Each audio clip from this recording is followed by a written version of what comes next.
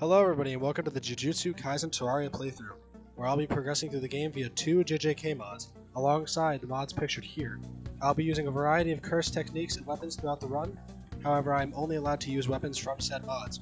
Also, major credit goes to Necro and Waffle Time for the inspiration. Before we start, I name my character after the goat Toji, and make a large crimson world on Expert, because I'm going to get railed. Without further ado, let's get into it. I spawned in and immediately noticed that I have 2 bars at the top of my screen, with one of them being cursed energy. I also noticed that I spawned in with the Divine Dogs technique, a pair of dogs that maul anything on screen, as well as 100 cursed energy that I can use to make into even more techniques. These dogs also don't take up any minion slots, so you'll see these guys with me for a while. I grabbed some wood and then began clearing out an area for the house. I also checked what the cursed energy could be used for, and holy shit, there was a ton of stuff.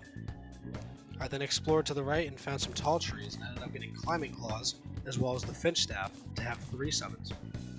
I also got an umbrella that did more damage than my sword, and a step stool. I found that there was a desert located to the right, which contained a pyramid. The pyramid contained a sandstorm in a bottle, as well as a binding vow, which reduced my damage by 80%, but majorly increased my mining speed while equipped, as well as a Sakuna finger that I immediately scarfed down to gain 1% more damage. You can stack this effect up to 20 times, so that's how many fingers we're going to need. I headed back and built up the house just before it turned night. While I was building, I noticed that I could build Miwa's Katana, which was a nice upgrade from the umbrella. I also noticed that Miwa's Katana had a 2% chance of hitting a black flash. By morning, I had built 3 rooms and was ready to go exploring, this time to the left. I found an underground cave with a minecart track. I also found out that the Crimson was to the left. As I was exploring, the merchant arrived. As I was exploring, I found a few more accessories, including a band of regeneration and another Sakuna finger. I also noticed a little something. What are the fucking chances? Persona! In case you missed it, I have a Persona 5 mod installed. This mod adds the Velvet Key that summons a mini Arsene, who, granted, is not that good, but I will be keeping this in. I bought a life form analyzer from the traveling merchant, and that night I began work on the elevator, found a few more life crystals, found Hermes boots, another Sakuna finger, and died to a fucking boulder. I then traveled to the Crimson biome to find an altar to build the Jujutsu shrine. With this shrine, I made the bunny silhouette, which summoned a swarm of bunnies. Later on, I crafted tier 1 of Cleave, which is going to be my new main weapon. It doesn't have that good a range, but the damage output is pretty good. I mined a little bit more, and then crafted the Jujutsu uniform, which gets upgraded with each boss defeated. I decided to make a binding vow for damage, which reduced my HP but increased my damage. I finally had everything I needed to fight my first boss, Nue. You will not forget this devil's power. Absolute cakewalk. And for defeating my first boss, I was rewarded with 2 new accessories and a pair of pre-Hardmode wings. I also made Megami's head, which gave me the set bonus that has Nue fight by my side. I fought Nue 2 more times for money and drops, and ended up getting the Eye of Nue. I then worked on the elevator some more until I reached the lava layer that had a truffle biome. This truffle chest finally gave me a magic mirror, as well as another finger. After double checking all my gear, it was finally time to fight the Eye of Thule.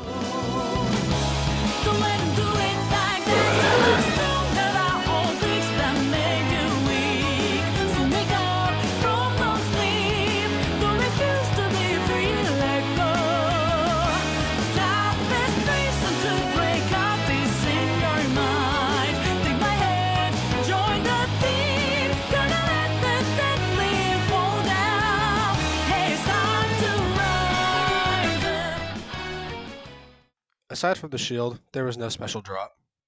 I then upgraded my armor to Nobara's set, which increased the strength of the Straw Doll technique. I also continued building my elevator until I finally hit Hell. I upgraded my drip, and then put up some high quality furniture. The Dryad decided to finally show up, as well as the Painter. I then crafted Divergent Fist, which I swapped out for my Katana. I then made a cursed amulet that I immediately upgraded to the Amulet of the Fallen, which boosted my cursed energy and regeneration by 50%.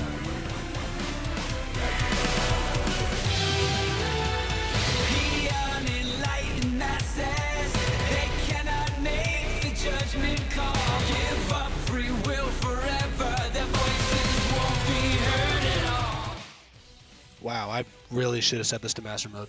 But I did get some pretty good drops, including a scroll that increased my max cursed energy by 100, the Eye of an Adventurer, and Nanami's Cleaver. which can be further upgraded later. I also upgraded to the Deathbringer pickaxe. I then found the Tavern Keep underground, grabbed some Hellstone, and upgraded to a Hellforge. I upgraded my amulet again to boost energy regeneration by 70%. I then began exploring the jungle, pay the price, find a beehive, and notice some funky lines of purple text. I died. So what's technically a tab number 1 was a bust. I fought the Eye of Cthulhu again for some money and ended up getting a well that summons frogs.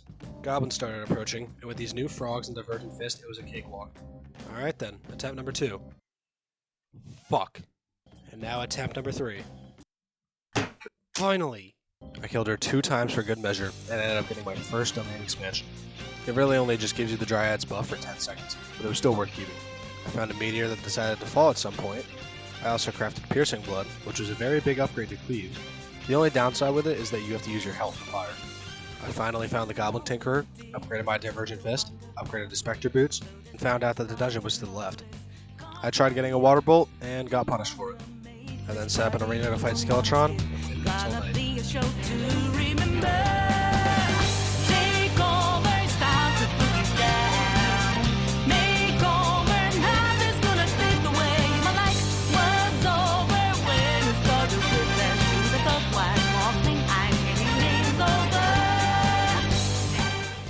With Skeletron down, it was now time to fight the Wall of Flesh.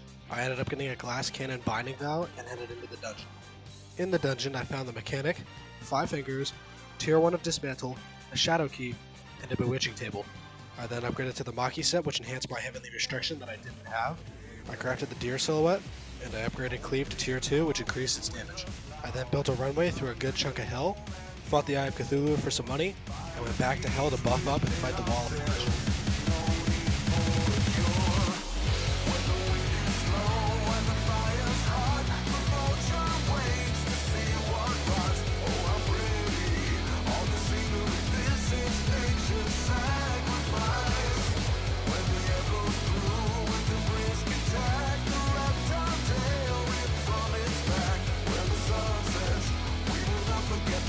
Sun